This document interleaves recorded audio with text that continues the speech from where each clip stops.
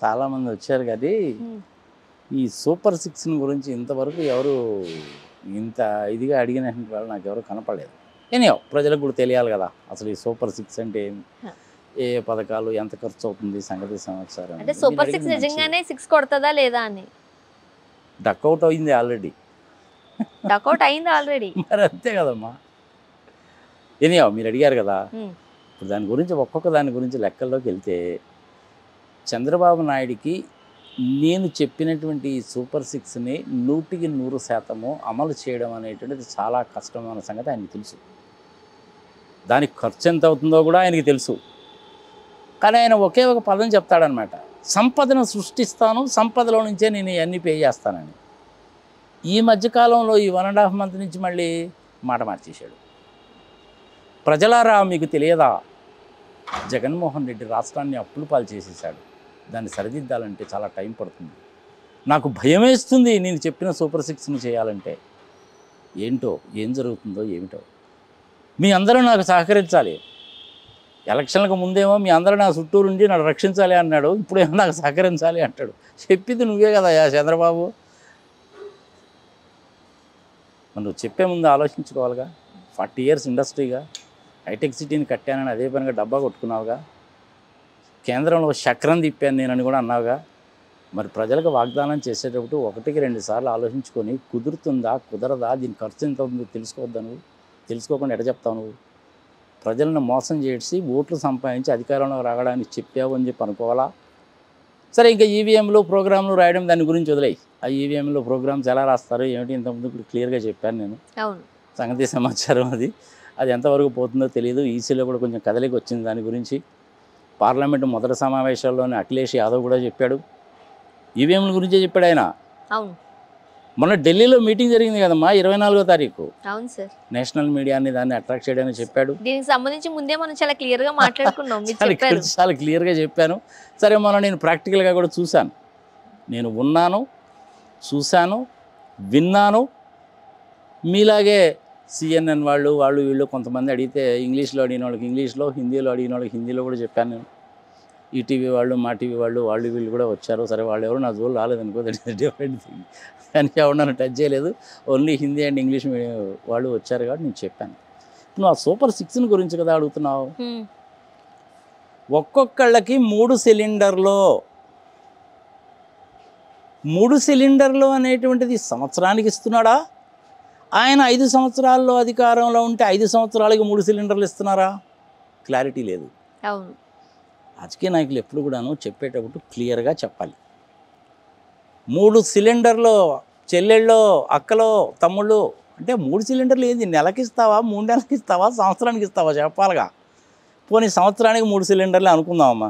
సంవత్సరానికి 3 సిలిండర్లు కనుక ఆయన కనుక ఇస్తే ఒక్కొక్క సంవత్సరానికి 4,000 కోట్ల రూపాయలు ఖర్చు అవుతుంది. 4,000 కోట్లు లెక్కేసుకోండి అమ్మా మీరే. 1,40,00,000 మంది సిలిండర్ కనెక్షన్స్ ఉన్నవాళ్ళు ఉన్నారు ఆంధ్రప్రదేశ్లో. ఒక్కొక్క సిలిండర్ ఖర్చు అనేటువంటిది 1,000 రూపాయల దాకా ఉంటుంది. అంటే సంవత్సరానికి 3,000 అయినట్టుగా. నేను సంవత్సరానికి లెక్కేస్తున్నా. ఏమవుతుంది అప్పుడు మీకు? లెక్కేసుకుని 3,000 4,000 కోట్లు వస్తాయి. తల్లికి వందనము కింద ఎంతమంది పిల్లలు ఉంటే అంతమందికి ఇస్తానని చెప్పావు. ఇప్పుడు ఏమంటున్నావు? డేటా రాలేదు, నా దగ్గర డేటా లేదు అంటాడు. హైటెక్ బాబుని అంటాడు, 40 years ఇండస్ట్రీ అంటాడు, డాష్ బోర్డులలో నేను ఇలా అట్లా అన్నానంటే తెలిసిపోద్ది అంటాడు. అన్నీ ఆయనే చెప్తాడు. మనకి డేటా లేదా నీ దగ్గర? ఉండి తీరాల నీ దగ్గర డేటా. 40 years ఇండస్ట్రీ కదా. అప్రాక్సిమేట్లీ 80 లక్షల మంది పిల్లలు ఉన్నారమ్మా. 1వ తరగతి నుంచి 10వ తరగతి వరకు చదువుకునేవాళ్ళు. 80 లక్షలు ఒక్కొక్కళ్ళకి 15,000 రూపాయల చొప్పున అంటే అది అప్రాక్సిమేట్లీ 12,000 కోట్ల రూపాయలు అవుతుంది. అవునా? మొన్న ఈ మధ్యనగా అంతకుముందు 2 నెలలకు కూడా నువ్వు కలిపి నేను 7,000 పెన్షన్ ఇస్తానన్నాడు.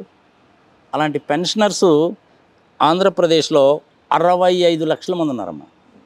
65 లక్షల మంది ఉన్నారు పెన్షనర్స్. ఒక్కొక్కళ్ళకి 4,000 రూపాయల చొప్పున నెలకి కనుక ఇస్తే సంవత్సరానికి 31,200 కోట్లు అవుద్దాం. ఎంత? 31,200 కోట్లు అవుద్ది. 65 లక్షల మందికి పెన్షన్ అండి. రాసుకోండి కావాలంటే ఫిగర్లు. 18 సంవత్సరాలు దాటిన ప్రతి మహిళకి కూడాను సంవత్సరానికి 18,000, నెలకి 1,500. దాని కాస్ట్ ఎంత అవుద్దంటే 29,000 కోట్లు అవుద్ది. 29,000 కోట్లు. మరి అంతేగా, ఎంతమంది ఉన్నారు మహిళలు? ఆంధ్రప్రదేశ్ టోటల్ పాపులేషన్ అనేటువంటిది అప్రాక్సిమేట్లీ 5,40,00,000 మంది, 5,23,00,000 మంది, 5,28,00,000 మంది, క్లియర్గా తెలియదు, సెన్సస్ చేయలేదు. ఒక రిగ్రెషన్ అనాలిసిస్ ప్రకారము మొన్న పబ్లిష్ చేసినటువంటి ఒక అప్రాక్సిమేట్ డేటా ప్రకారము 5,40,00,000 మంది ప్రజలు ఉన్నారట ఆంధ్రప్రదేశ్లో. అందులో సగం మంది మహిళలు ఉన్నారు. యాక్టివల్గా మహిళలు ఎక్కువ ఉన్నారు కొంచెంమంది. మన ఓటర్స్ లిస్టులో కూడా 10 లక్షల మంది మహిళలు ఎక్కువ ఉన్నారు. ఆ లెక్కన 1,60,00,000 మంది మహిళలు ఉన్నారమ్మా. ఒక్కొక్కరికి 18,000 అంటే అది 29,000 కోట్ల రూపాయలు అవుద్ది.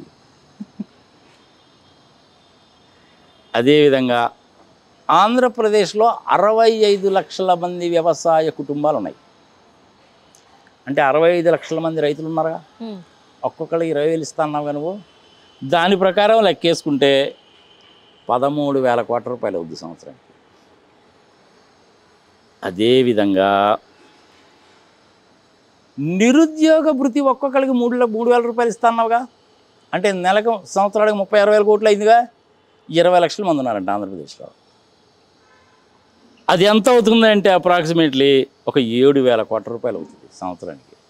అన్ని వేల కోట్లే, 100 కోట్లు ఏం లేవు. అసలు చంద్రబాబు నాయుడు అంటే ఏమనుకుంటున్నారు మీరు?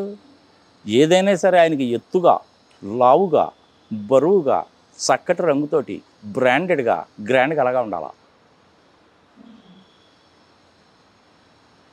అందుకని ఇలాంటి ప్రోగ్రామ్స్ అన్నమాట. సో ఇప్పుడు ఏమేంటి మొత్తం 3 సిలిండర్లు 4,000 కోట్లు, అమ్మకు వందనం 12,000 కోట్లు, 18 సంవత్సరాలు దాటిన మహిళలకి 29,000 కోట్లు, ఫార్మర్స్కి 13,000 కోట్లు, అన్ఎంప్లాయ్మెంట్ డోర్స్ కింద 7,000 కోట్లు, ప్రత్యేకంగా బీసీల కోసం ఇస్తానన్నటువంటి డబ్బులు క్యాలిక్యులేషన్ చేసుకుంటే అది 14,000 కోట్లు. ఇవన్నీ కలుపుకుంటే పంగనామాలు వస్తున్నాయి. 1,11,000 కోట్లు వస్తుందమ్మా. 1,11,000 కోట్లు ఈ మాత్రమే. అదే ఈ కాకుండా ఇంకా వేరే ఉన్నాయిగా. ఉన్నాయా? స్కూళ్ళల్లో మిడ్ డే మీల్ స్కీమ్ కింద భోజనం పెట్టాలా, పిల్లలకు పుస్తకాలు ఇవ్వాలా, బ్యాగులు ఇవ్వాలా, షూజు చెప్పులు ఇవ్వాలా, ఇవన్నీ ఉన్నాయా? గవర్నమెంట్ ఎంప్లాయీస్కి జీతభత్యాలు ఉన్నాయా? ఓల్డ్ పెన్షన్ స్కీము మళ్ళీ తీసుకొస్తానని చెప్పాడా? 5 సంవత్సరాలకు ఒకసారి శాలరీస్ మళ్ళీ రివైజ్ చేసినప్పుడు ఆ ఉన్నటువంటి డిఏ అంతా తీసుకెళ్ళి బేసిక్లో కలిపేసి ఆ బేసిక్ మీద మళ్ళీ హెచ్ఆర్ఏ క్యాలిక్యులేట్ చేస్తే అది కూడా పెరుగుతాయిగా. ఎక్కడి నుంచి వస్తాయి డబ్బులు వీటన్నిటికి? జగన్మోహన్ రెడ్డి పథకాల మూలకంగా జనాలని సోమరపోతుల్ని చేశాడు అన్నావు. మరి ఇప్పుడు నువ్వు చేసినటువంటి ఈ పనుల మూలకంగా జనాలు ఇంకా సోమరపోతులు అవుతారా లేదా?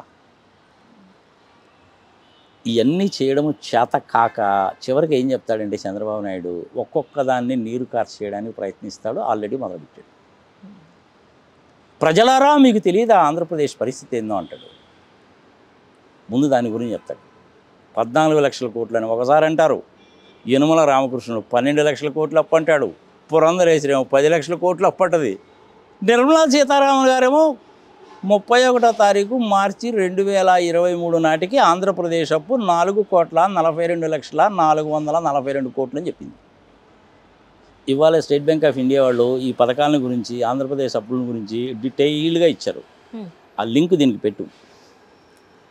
ఎవరు ఏ కాలంలో ఎంత అప్పు చేశారు, దేని కింద అప్పు చేశారు, ఎలా చేశారు అనేది క్లియర్గా తెలుస్తుంది. ఇప్పుడు ఆ ఫిగర్లన్నీ చెప్పాలంటే టైం పడుతుంది. ఇవాళ రేపు జనాలకి 5 నిమిషాల కంటే వీడియో ఎక్కువ చూసే ఓపిక లేదు. ఎందుకంటే ప్రతి ఒక్కటి కూడా తొందరగా అయిపోవాలా. పొద్దున్నే 100 రూపాయలు పెట్టుబడి పెట్టారంటే నాకు వ్యాపారంలో సాయంత్రం కల్లా అది 1000 రూపాయలు అయిపోవాలా? ఎట్టవుద్ది? కాదు, కానీ కావాలి. ఇదే ఇన్స్టెంట్ కాఫీయా? ఇదే నెస్కేఫ్ అన్న ఇన్స్టెంట్ బ్రూ కలుపుకొని కాఫీ చేసుకోవడం అనుకున్నామా ఇన్స్టెంట్ కావడానికి? సో ఇది పథకాల సంగతి. అంత ఈజీ వ్యవహారం కాదు. ఇప్పుడు మీరు అన్నట్టు ఆంధ్రప్రదేశ్కి టోటల్ బడ్జెటే 24-25 సంవత్సరానికి ఇచ్చిన టోటల్ బడ్జెటే 2,05,000 కోట్లమ్మా. ఇందులో ఎక్స్పెండిచర్ అనేటువంటిది 2,30,000 కోట్లు. నీకు ఈ 2 ఫిగర్లు చూస్తేనే 25 కోట్ల రూపాయలు అప్పన్న సంగతి తేలిపోతుందా లేదా?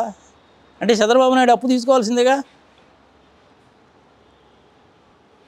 మరి అలాంటప్పుడు జగన్మోహన్ రెడ్డి రాష్ట్రాన్ని అప్పుల పాలు చేసేసాడు, వెనిజ్జులా చేసేసాడు, శ్రీకాకుళం చేసేసాడు అని ఎట్టంటావు నువ్వు? ఇప్పుడు నువ్వు కూడా చేయాల్సి వస్తుంది. అందుకనే రాజకీయ నాయకులు మాట్లాడేటప్పుడు చాలా జాగ్రత్తగా, అంటే ఇవన్నీ సాధ్యం కాదని ముందే తెలుసు, అయినా సరే సాధ్యం కాని అమలులు అంటే సాధ్యం కాని హామీలు ఇచ్చి అమలు చేస్తామని నమ్మబలికి తర్వాత మళ్ళీ ప్రజల్ని ఎందుకు ఇంత మోసం చేస్తారు అనేది మీ బోటి వాళ్ళు చానే మాట. ఇప్పుడు ప్రజలను ఆయన అదే అడుగుతున్నాడు, మీరే చెప్పండి తమ్ముళ్ళు నేనేం చేయాలంటాడు. ప్రజల్ని చెప్పమని ఏం అడగడం ఏంది? ప్రజలు నిన్ను అడిగితే నువ్వు వాళ్ళకి సమాధానం చెప్పాలా, నువ్వేగా చెప్పావు. కానీ చంద్రబాబు నాయుడు గారు ఏం చేస్తారంటే 80 లక్షల మంది పిల్లలు కదా ఉన్నారు ఆంధ్రప్రదేశ్లో, అమ్మకు వందనం కింద 15,000 కదా ఇస్తానన్నాను నేను, అందరి పిల్లలకి ఇస్తానని చెప్పాను కదా. కానీ 100కి 70% మార్కులు వచ్చిన పిల్లలకే ఇస్తా, 100కి 90% అటెండెన్స్ ఉన్నటువంటి పిల్లలకే ఇస్తా. ఆ వచ్చేటువంటి పిల్లలకి 5 ఎకరాలు కానీ అంతకంటే ఎక్కువ భూమి కానీ ఉంటే ఇయ్యను. వాళ్ళ గనక 2 వీలర్ మోటార్ సైకిల్ కానీ ఇట్లాంటివి కనుక ఉంటే ఇవ్వను. వాళ్ళ ఇంట్లో ఏసీ కనపడిందా ఇవ్వను. వాళ్ళ కరెంటు బిల్లు 200 యూనిట్లు దాటిందా వాళ్ళకి ఇది వర్తించదు అంటాడు. అదేవిధంగా రైతుల దగ్గరకు వచ్చేసరికి కూడా అదే చెప్తాడు. నీకు ఇంట్లో ట్రాక్టర్ ఉందా? నీకు లేదు. నీకు 4 ఎకరాల పొలం ఉన్నమాట వాస్తవమే, కానీ మీ ఇంటి ముందు నాకు మారుతి కారు కనపడింది అందుకని నీకు లేదు. నీ కరెంటు బిల్లు 400 యూనిట్లు వచ్చిందా? లేదు, 200 యూనిట్లు వాళ్ళకే అంటాడు. ఇట్లా అందరినీ తీసేస్తాడనమాట చిన్నగా. దానికోసం అని చెప్పి ప్రిపరేషన్ మొదలుపెట్టాడు. ఇప్పుడు ఆయన చిన్నగా ఒక్కొక్కటి చెప్పడం మొదలుపెట్టాడు. ఎలక్షన్స్కి ముందే ఆయనకు తెలుసు ల్యాండ్ టైటిలింగ్ యాక్ట్ అన్యాయము అక్రమము, మీ ల్యాండ్స్ అన్నీ కూడా జగన్మోహన్ రెడ్డి గారు తీసేసుకుంటాడు, అమ్మేసుకుంటాడు, ఆయన పేరు మీద ఆయన భార్య పేరు మీద ట్రాన్స్ఫర్ చేసుకుంటాడని చెప్పాడా? కేంద్ర ప్రభుత్వం వాళ్ళు ఇప్పుడు నడ్డి మీద అంటారు ఇప్పుడు ఆ మాట కనుకంటే. నీతి ఆయోగ్ వాళ్ళు చెప్పారు కేంద్ర ప్రభుత్వం మీరు చేయాల్సిందే అన్నారు. ఇవాళ స్టేట్మెంట్ వచ్చింది, ఈచ్ అండ్ ఎవ్రీ స్టేట్ చేసి తీరాల్సిందే, మస్ట్ అండ్ షుడ్గా చేసి తీరాల్సిందే. మరి ఇప్పుడు ఏం సమాధానం చెప్తారు? నేనేం చేస్తానండి, మోడీ గారు అలా చెప్పారంటాడు ఆయన.